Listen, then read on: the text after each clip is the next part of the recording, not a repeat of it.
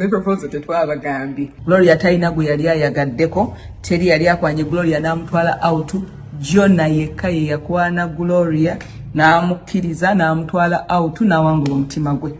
Sawa yonna agenda kuzaala. Olubuto lwa Brenda Miles sawa yonna mukazi wattu yagenze mu baby bump shoot sawa yonna bambi agenda kuzaala. Omuntu yali malaya yali yeetunda proud malaya okubeera nga saawa zineno baami mukyala wa muntu nera nga asetolinze si byakimba olubuto yalufuna by mistake oba nedda olubuto lwe yalufuna nga alwaga era waakyo n'alutereka paka kati yagenze ku baby bump okubeera nga akola ki nga bambi yekubisa ebifaananyi. So Brenda Miles omuntu yali proud malaya okubeera nga agenda kubawo ezzadde eyo ebeera step y'amaanyi nnyo naddala mu bulamu bw'ensi eno. Maama wa baby Gloria n'obwowembwefu obw'amaanyi osabiddwa okusinziira ku mitimbagano egy'enjawulo nti bambi omwana muleke tumukolera interview. Interview za baby Gloria z'olaba abeera emabega ku kamera abeera maama we nga yabuuza ebibuuzo baby Gloria yaddamu. Watabeera ekyo ye maama we yennyini yabeera mu kamera n'atandika okuddamu ebibuuzo naddala ebya relationship ya baby Gloria. So abantu ab'enjawulo bagaye bambi maama kyotubuuliddeko kale kimala si mu bubi kyotubuuliddeko kimala.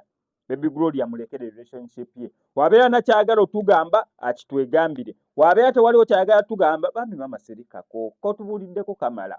Omwana omukuzizza bulungi nnyo wampisa naye okubeera PR we yes kikomeno mu business ne mu music ekisigadde ne kya relationship tugibalekere. However no ne baby Gloria naye tatudde. Mrs. Bindeba party tu. Mrs. Bindeba tugenda muwuliramu nno mu nsonga ya relationship.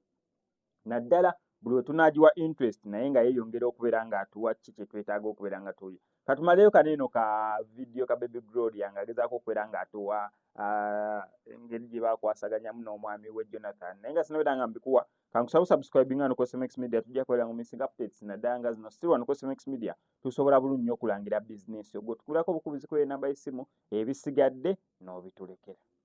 Ne proposal tetwabagambi. Gloria talina gwe yali ayagaddeko, teri yali akwanye Gloria n'amutwala out. Jonna yekka ye yakwana Gloria n'amukkiriza n'amutwala out n'awangula omutima gwe. Omukwano oguli wano n'okulumya twafunye Miss Bindeba omulala ye agambye talabanga mukwano Jonathan gwamulaze ebyaddala era muyita baby Gloria erinnya terinavaawo bannange akara kakamulaga omukwano Bindeba party 2 ne Miss Binde baby Gloria siggo wagano okula kaweekoze naye ffe tuli ku sayidi yo kuba kino twakirindirira dda nga tugaba omwana avadde ku lujja. Owulira bange nga mpita baby Gloria oba baby nawe mugambe byasigalawo. Owulira otya amasanyu nga gakutta bannange? Era ndi musanyufu nnyo. It's been a long time coming. It's a blessing from God. Era buli omu kyeyandiyagadde era buli omu kimusabira bambi on one knee n'angamba mbere could I be his wife? So, because the emotions are many. I literally told him on our way to the airport, babe, what did you actually say? I forgot it.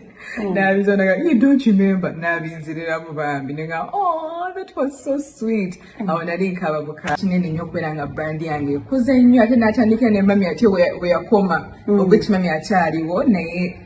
Twin has done to meet a twin. So meet a twin. Hey, meet a twin. Yeah. Twin.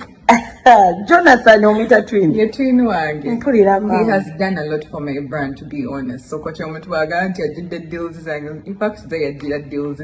What? I know kasenti. Devulonji. Sejja kwogera kwa abajagamba neeraga.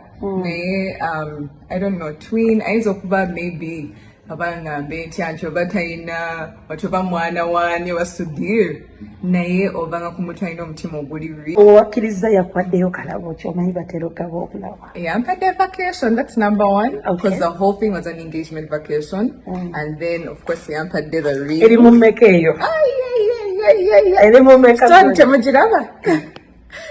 Stante mujiraba kati aba stones memala jotugamba. Chamulinze paka oba ye so ali mulindidde ddala era n'obukenke bwaliko kuntwala ku proposal naki I also can't ntwale mu church. Ne ku propose by the way. Tonnabeerako naye. Nedda. Of course, like we've been intimate, like, oh, baby, chi, naye to go that far, neku trip. Yatupangisiriza a bungalow of me and Jolly. Yatupangisiriza, it was me and Jolly. He had his own place. Everything was set. Because he knows the kind of woman that I am. I tell you, my biggest fear. I feel like if I want even to be Nikiri, my biggest fear would be to do anything before marriage. And he has kept that. Because naye mulokole. Ekintu ekyo kituufu jjo naye asoose. Era nebaza Mukama for real. Nebaza Mukama because okubeera nga mpulidde mu limelight ekintu ky'okubeera okufuna a good husband kyali kitiisa nnyo. Tyoba how will I know people's motives? How will I know people's intentions? Naye Mukama yandeetera omuntu from even when I was not like this in my prime. Okitegeerera. And we got to know each other. We're in the same line of things. He supports me. He puts me first. He prioritizes me. He's a hard worker. He's a believer. Bintu bingi nnyo saazunga wangi to find out ono ye mutuufu oli si ye mutuufu. So I thank God that namusangirawo pa nesigala